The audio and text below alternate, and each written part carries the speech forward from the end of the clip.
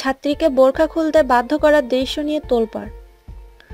ঝালকাঠির নলছিটি উপজেলার চিহ্নিত অপরাধী রেজাউল চৌধুরী এক ছাত্রীকে শাসাচ্ছেন এমন একটি ভয়ার্থ স্থিরচিত্র সামাজিক যোগাযোগ মাধ্যম ফেসবুকে রীতিমতো ভাইরাল হয়ে উঠেছে। শনিবার সকাল 10টার পর খান মহিনুদ্দিন নামের এক ফেসবুক ব্যবহারকারী স্থিরচিত্রটি পোস্ট করার পর লাইক কমেন্টে ছড়াছড়ি যাচ্ছে। তাছাড়া এই অল্প সময়ের ভিতরে শেয়ারের সংখ্যাও অনেক। বিশেষ করে পোস্টকারী ছবির সাথে ঘটনাটি কয়েক লাইনে তুলে ধরে বলেছেন, এক ছাত্রীকে বোরখা খোলার জন্য শ্লীলতাহানি করছে এক যুবক এবং সে মেয়েটিকে কান ধরাচ্ছে ও পা ধরাচ্ছে।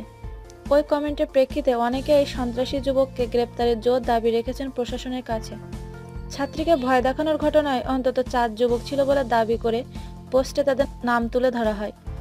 যদিও এই ঘটনার মূল নায়ক হিসেবে নলছিটি পৌর এলাকার জলিল চৌধুরীর ছেলে রেজাউল চৌধুরীকে অভিযুক্ত করা হয়েছে। বাকিরা হচ্ছে উপজেলার নান্দিকাঠি গ্রামের রুস্তম আলীর ছেলে বোমারু রমিজ, সোহরাব ডাক্তারের ছেলে সাবু এবং হান্নান পুলিশের ছেলে মিঠু। বিষয়কার ব্যাপার, ছাত্রীকে শাসানোর প্রকালে বোমারু রমিজের কোমরে গেঞ্জি দিয়ে ঢাকা একটি পিস্তলও দেখতে পাওয়া যাচ্ছে ওই ছবিতে। জানা গেছে ঘটনায় জড়িত 4 যুবকই অপরাধের সাথে জড়িত রয়েছে।